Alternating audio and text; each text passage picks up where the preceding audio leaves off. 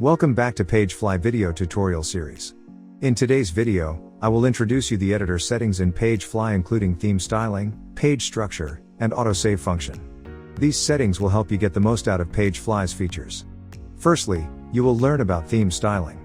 On Page Editor, you can enable theme styling here. Turn on theme styling on the PageFly editor will help you ensure that your editor on PageFly will be not conflicted with your theme. In some cases, if you see a blank screen after turning theme styling on, please turn it off. The reason might be a conflict with the theme based on some other element that you've installed on your page. Next, I will introduce you about page structure. By using page structure well, you will be able to position text, images, and all other page elements to have the best visual impact.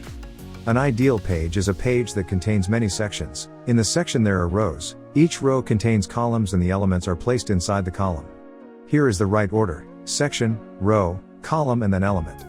With PageFly, whenever you drag a new element into the page, it will automatically create higher hierarchy parts over the element, such as column, row or section.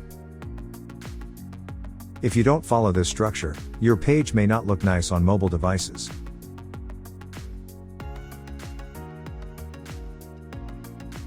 With PageFly, you have not only normal page elements, but also layout and block elements that will help you manage your page structure much easier. That's the main points about PageFly page structure. We also have a detailed video about page structure. You can find it in description box below.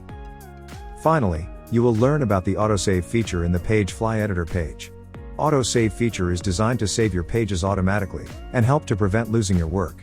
When you turn this feature on, every change you make with the editor page will be automatically saved. To use the AutoSave feature, you just need to click on the editor settings icon, and then turn on the Enable AutoSave. Note that if you want AutoSave for all of your pages, you will need to turn this feature on for each page.